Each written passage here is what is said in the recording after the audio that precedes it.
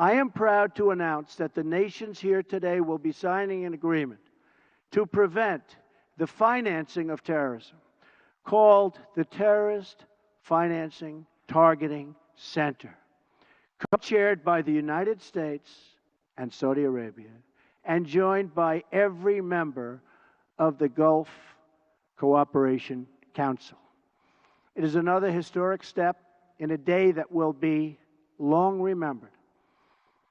I also applaud the Gulf Cooperation Council for blocking funders from using their countries as a financial base for terror, and for designating Hezbollah as a terrorist organization, which they certainly are, last year.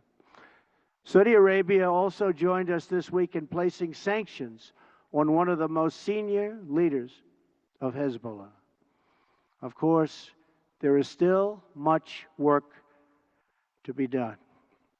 That means honestly confronting the crisis of Islamic extremism and the Islamists and Islamic terror of all kinds. We must stop what they're doing to inspire, because they do nothing to inspire but kill. And we are having a very profound effect if you look at what's happened recently. And it means standing together against the murder of innocent Muslims, the oppression of women, the persecution of Jews, and the slaughter of Christians. Religious leaders must make this absolutely clear. Barbarism will deliver you no glory. Piety to evil will bring you no dignity. If you choose the path of terror, your life will be empty, your life will be brief, and your soul will be fully condemned. And political leaders must speak out to affirm the same idea. Heroes don't kill innocents, they save them. Many nations here today have taken important steps to raise up that message. Saudi Arabia's vision for 2030 is an important and encouraging statement of tolerance, respect, empowering women, and economic development. The United Arab Emirates has also engaged in the battle for the hearts and souls, and with the United States launched a center to counter the online spread of hate. Bahrain, too, is working to undermine recruitment and radicalism. I also applaud Jordan, Turkey, and Lebanon for their role in hosting refugees. The surge of migrants and refugees living so poorly that they're forced to leave the Middle East depletes the human capital needed to build stable societies and economies. Instead of depriving this region of so much human potential, Middle Eastern countries can give young people hope for a brighter future in their home nations and regions. That means promoting the aspirations and dreams of all citizens who seek a better life, including women, children, and the followers of all faiths. Numerous Arab and Islamic scholars have eloquently argued that protecting equality strengthens Arab and Muslim communities. For many centuries, the Middle East has been home to Christians, Muslims, and Jews living side by side. We must practice tolerance and respect for each other once again, and make this region a place where every man and woman, no matter their faith or ethnicity, can enjoy a life of dignity and hope. In that spirit, after concluding my visit in a fabulous place that we're at today, Riyadh, which I've gotten to know so well in so short a time, I will travel to Jerusalem and Bethlehem, and then to the Vatican, visiting many of the holiest places in the three Abrahamic faiths. If these three faiths can join together in cooperation then peace in this world is possible, including peace between Israelis and Palestinians. I will be meeting with both Israeli Prime Minister Benjamin Netanyahu and Palestinian President Abbas. Starving terrorists of their territory, of their funding, and the false allure of the craven ideology will be the basis for easily defeating them. But no discussion of stamping out this threat would be complete without mentioning the government that gives terrorists all three: safe harbor, financial backing, and the social standing needed for recruitment. It is a regime that is responsible for so much instability in that region. I am speaking, of course, of Iran. From Lebanon to Iraq to Yemen, Iran funds arms and trains terrorists, militias, and other extremist groups that spread destruction and chaos across the region. For decades, Iran has fueled the fires of sectarian conflict and terror. It is a government that speaks openly of mass murder, vowing the destruction of Israel, death to America, and ruin for many leaders and nations in this very room.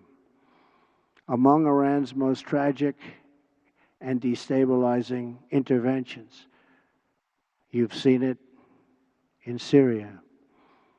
Bolstered by Iran, Assad has committed unspeakable crimes, and the United States has taken firm action in response to the use of banned chemical weapons by the Assad regime, launching 59 missiles at the Syrian airbase from where that murderous attack originated.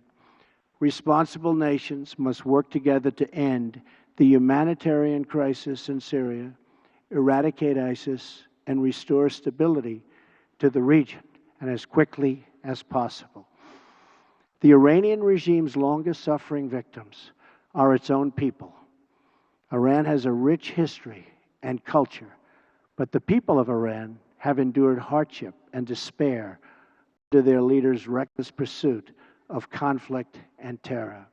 Until the Iranian regime is willing to be a partner for peace, all nations of conscience must work together to isolate Iran, deny it. Funding for terrorism cannot do it. And pray for the day when the Iranian people have the just and righteous government they so richly deserve. The decisions we make will affect countless lives. King Solomon, I thank you for the creation of this great moment in history and for your massive investments in America and its industries and its jobs. I also thank you for investing in the future of this part of the world. The fertile region, and it is so fertile, has all of the ingredients for extraordinary success: a rich history and culture, a young and vibrant people, a thriving spirit of enterprise.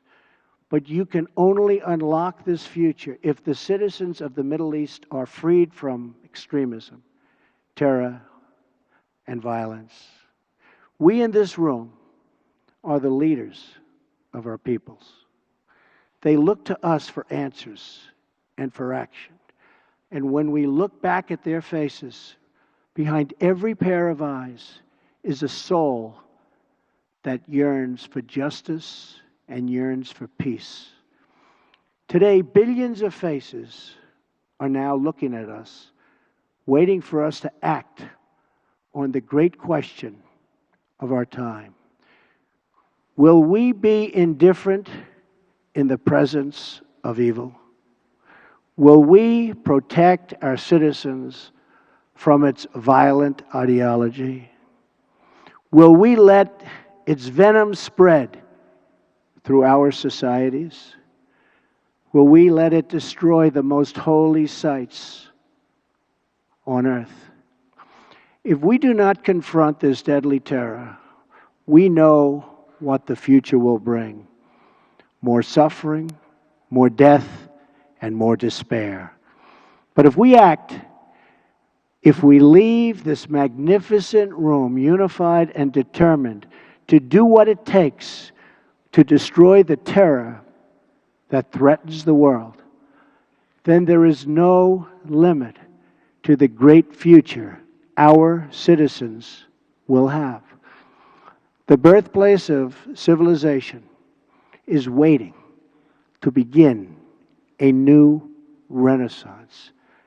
Just imagine what tomorrow could bring: glorious wonders of science, art, medicine, and commerce to inspire mankind. Great cities built on the ruins of shattered towns. New jobs and industries that will lift up millions and millions of people. Parents who no longer worry for their children, their families, and who no longer mourn for their loved ones. And the faithful who finally worship without fear.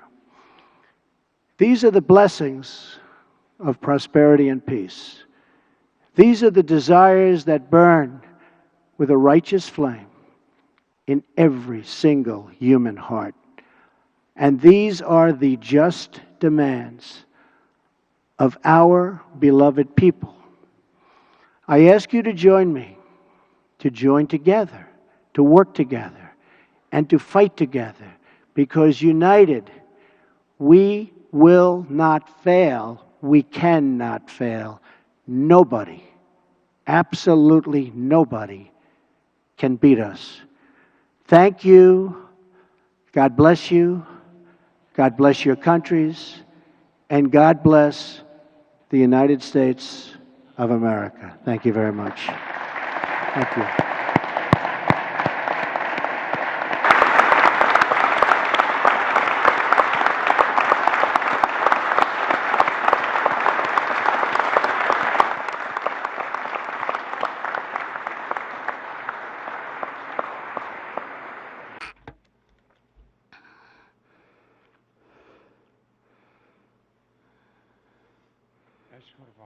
I would like to thank Your Excellency for this historic, valuable speech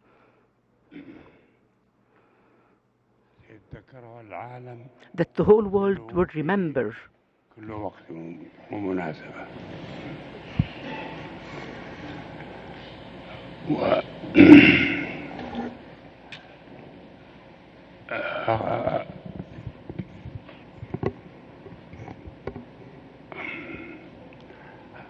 أختر والآن علي أن أعطي الكلمة لصاحب الجلالة الملك عبد الله الثاني فليتفضل إن شاء الله. بسم الله الرحمن الرحيم، والصلاة والسلام على سيدنا محمد النبي العربي الهاشمي الأمين. أصحاب الجلالة والفخامة والسمو، فخامة الرئيس دونالد ترامب، أصحاب المعالي والسعادة، السلام عليكم ورحمة الله وبركاته، وبعد. فيسني في البداية أن أتوجه بالشكر والتقدير إلى أخي خادم الحرمين الشريفين الملك سلمان بن عبد العزيز، وإلى المملكة العربية السعودية على استضافة هذه القمة وكرم الضيافة. Mr. President, allow me to express my gratitude for taking this step to reach out to Muslim nations and making it a priority on your first foreign tour as President of the United States. We meet today to advance an effective response to the serious threats facing our world. The future for all of us will be shaped by the actions, as you have pointed out, that we take now. And we all have to work in partnership in 4 key areas. And let me say a brief word about each. First and foremost is the grave challenge of terrorism and extremism. Only a holistic approach can address the complex layers of the threat, from its evil ideas to its attack on prosperity and security. As you have mentioned, this demands coordinated and global action at every level. Success requires our mutual trust as well as our strength. The fight will not be won if we do not recognize our friends as our friends and our enemies as our enemies. Terrorist groups employ a false religious identity. Their aim is to mislead and polarize our societies and peoples. Let us state here clearly, terrorist groups do not inhabit the fringes of Islam. They are altogether outside of Islam. They are Khawarij, outlaws of Islam. And Arabs and Muslims make up, as you pointed out, sir, the majority of their victims. Intolerance and ignorance will only aid terror groups. It is vital to help everyone, everywhere understand this. Mr. President, a second and equally vital challenge is a just and comprehensive settlement of the Palestinian cause based on the two-state solution and the Arab Peace Initiative. This can bring an end to the Palestinian-Israeli conflict and guarantees peace for all, Israelis, Arabs, and Muslims. No injustice has spread more bitter fruit than the absence of a Palestinian state. This is the core issue for our region, and it has driven radicalism and instability beyond our region and into the Muslim world.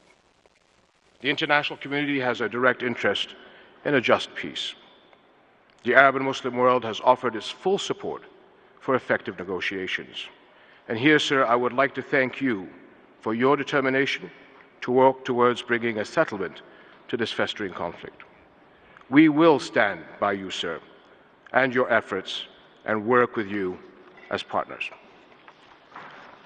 Third, safeguarding Jerusalem must be a priority. The Holy City is a strategic linchpin, vital to relationships among the three monotheistic faiths. Attempts to create new negotiating facts on the ground will have a catastrophic impact. All of us must engage in averting these dangers, and to me personally and to all Jordanians, the Hashemite custodianship of Islam's Islamic and Christian holy sites is an unbreakable historical responsibility and an honor to undertake on behalf of the Arab and Muslim nations. Mr. President, the fourth critical task is to sharpen public focus on the values that will protect and enrich humanity's future, mutual respect, compassion, and acceptance. In the Muslim world, the voice of traditional moderate Islam has been stronger in recent years. We need to continue to build on that. 12 years ago, we were proud to inaugurate the Amman message, which, among other outcomes, has been a historic global consensus by Muslim scholars agreeing who is a Muslim, forbidding takfir, and explicitly recognizing the validity of the 8 madhhabs of Islam. The 3 articles of the Amman message exposes the false claims of those who would exploit our religion to divide us. And as Allah says in the Holy Quran, Bismillahir Rahmanir Rahim, Innamal mu'minuna ikhwatun fa aslihu bayna akhawaykum wa taqullah la'allakum turhamun. Sadaqallahu al-Azim. The believers are not else than brothers. Therefore make peace between your brethren and observe your duty to Allah, that happily you may obtain mercy. Mr. President, there are nearly 2 billion Muslim men and women today who enrich our world with their kindness, generosity, justice, civic family duty, and faith. Their lives express Islam's teachings on acceptance, humility before God, compassion, and peaceful coexistence. Our future is based on deeds, sir, not words. We are all accountable for our commitment to fight radicalization in all its forms. Ashab al-Jalati wal-Fakhamati. Your Excellencies, His Excellency President Donald Trump, Your Excellencies, we have to support all our common efforts in order to be able, by God's will, to serve our people and our coming generations. And may God's peace and blessings be upon you all.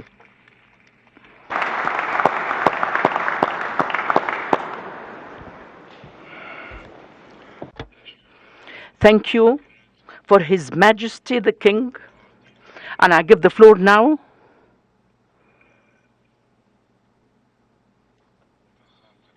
to His Excellency President Abdel-Fattah al-Sisi, President of the Arab Republic of Egypt. And may God bless him, and may God bless us all, and bless our prophet. بسم الله الرحمن الرحيم. أخي صاحب الجلالة الملك سلمان بن عبد العزيز خادم الحرمين الشريفين وعاهل المملكة العربية السعودية الشقيقة، فخامة الرئيس دونالد ترامب رئيس الولايات المتحدة الأمريكية، أصحاب الجلالة والفخامة والسمو، اسمحوا لي في البداية أن أنقل إليكم تحية من مصر بمسلميها وأقباطها وحضارتها الممتدة عبر آلاف السنين، وأرضها التي كانت ملتقى للإسلام والمسيحية واليهودية، وإسهاماتها البارزة في تاريخ الإنسانية والعلم، حتى أصبحت رمزاً من رموز الاعتدال والوسطية والتنوير. إن اجتماعنا اليوم فضلاً عن أهميته السياسية يحمل قيمة رمزية غير خافية على أحد، إذ يعكس عزمنا الأكيد على تجديد الشراكة بين الدول العربية والإسلامية والولايات المتحدة الأمريكية، قاطعاً بذلك الطريق على أوهام دعاة صراع الحضارات الذين لا يتصورون العلاقة بين الشعوب إلا كصراع يقضي فيه طرف على الآخر، ويعجزون عن إدراك البغز الحقيقي لتنوع الحضارات والثقافات وما يتيح ذلك من إثراء للحياة وللتجربة الإنسانية، من خلال إعلاء قيم التعاون والتسامح وقبول الآخر واحترام حقه في الاختلاف. ولعلكم تتفقون معي في وجود مصلحة أكيدة لنا جميعاً في ترسيخ هذه القيم الإنسانية، كما أن لنا أيضاً دوراً أساسياً في التصدي لمسببات الشقاق والصراع والتطرف، وأقصد تحديداً خطر الإرهاب الذي بات يمثل تهديداً جسيماً لشعوب العالم أجمع. أصحاب الجلالة والفخامة والسمو، إن مواجهة خطر الإرهاب واستئصاله من جذوره يتطلب إلى جانب الإجراءات الأمنية والعسكرية مقاربة شاملة تتضمن الأبعاد السياسية والأيديولوجية والتنموية. وهنا يكون السؤال الحقيقي الذي يحتاج لمعالجة جادة وصريحة، هو كيف يمكن تفعيل هذه المقاربة الشاملة على أرض الواقع ووفقاً لأي أساس. ولتسمحوا لي هنا أن أطرح 4 عناصر ضرورية في ذلك السياق. أولاً، إن الحديث عن التصدي للإرهاب على نحو شامل يعني مواجهة جميع التنظيمات الإرهابية دون تمييز، فلا مجال لاختزال المواجهة في تنظيم أو اثنين، فالتنظيمات الإرهابية تنشط عبر شبكة سرطانية تجمعها روابط متعددة في معظم أنحاء العالم تشمل الأيديولوجية والتمويل والتنسيق العسكري والمعلوماتي والأمني. ومن هنا فلا مجال لاختصار المواجهة في مسرح عمليات واحد دون آخر، وإنما يقتضي النجاح في استئصال خطر الإرهاب أن نواجه جميع التنظيمات الإرهابية بشكل شامل ومتزامن على جميع الجبهات.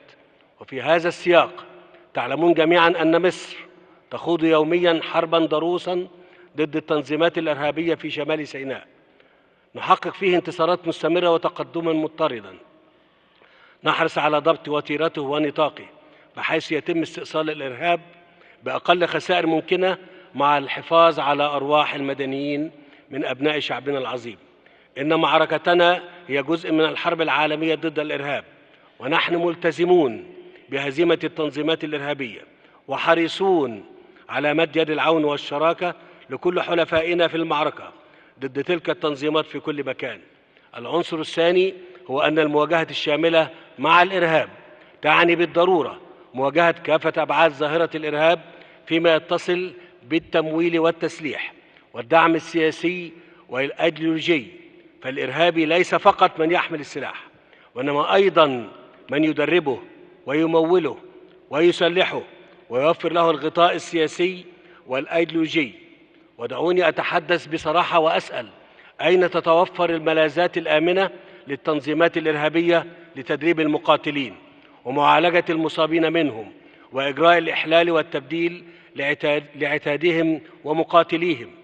من الذي يشتري منهم الموارد الطبيعية التي يسيطرون عليها كالبترول مثلا؟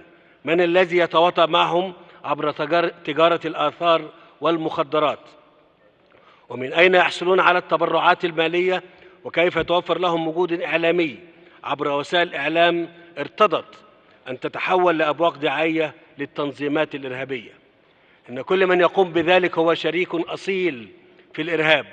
فهناك بكل أسف دول تورطت في دعم وتمويل المنظمات الإرهابية وتوفير الملاذات الآمنة لهم، كما أن هناك دولا تأبى أن تقدم ما لديها من معلومات وقواعد بيانات عن المقاتلين الإرهابيين الأجانب حتى مع الانتربول. أصحاب الجلالة والفخامة والسمو، ثالث عناصر الرؤية المصرية لمواجهة الإرهاب هي القضاء على قدرة تنظيماته على تجنيد مقاتلين جدد من خلال مواجهته بشكل شامل على المستويين الأيديولوجي والفكري. فالمعركة ضد الإرهاب هي معركة فكرية بامتياز، والمواجهة الناجحة للتنظيمات الإرهابية بحيث يجب أن تتضمن شل قدرتها على التجنيد واجتذاب المتعاطفين بتفسيرات مشوهة لتعاليم الأديان تخرجها عن مقاصدها السمحة وتنحرف بها لتحقيق أغراض سياسية. ولعلكم جميعا تذكرون أنني طرحت منذ عامين مبادرة لتصويب الخطاب الديني بحيث يفضي بذلك لثورة فكرية شاملة تظهر الجوهر الأصيل للدين الإسلامي السمح وتواجه محاولات اختطاف الدين ومصادرته لصالح تفسيرات خاطئة وذرائع لتبرير جرائم لا مكان لها في عقيدتنا وتعليم ديننا. إنني أتابع تنفيذ هذه المبادرة مع المؤسسات الدينية العريقة في مصر وعلى رأسها الأزهر الشريف بما يمثله من مرجعية للإسلام الوسطي المعتدل، وبالتعاون مع قادة الفكر والرأي في العالمين العربي والإسلامي، واثقا أن هذا الجانب لا يقل أهمية عن المواجهة الميدانية لاستئصال التنظيمات الإرهابية. أصحاب الجلالة والفخامة والسمو، أخيرا وليس آخرا، لا مفر من الاعتراف بأن الشرط الضروري الذي يوفر البيئة الحاضنة للتنظيمات الإرهابية هو تفكك وزعزعة استقرار مؤسسات الدولة الوطنية في منطقتنا العربية. وليس بخاف عليكم أننا واجهنا في الأعوام الأخيرة محاولات ممنهجة وممولة تمويلا واسعا لتفكيك مؤسسات دولنا وإغراق المنطقة في فراغ مدمر وفر البيئة المثالية لظهور التنظيمات الإرهابية واستنزاف شعوبنا في صراعات طائفية وعرقية. إن ملء الفراغ الذي ينمو وينتشر فيه الإرهاب يستلزم بذل كل الجهد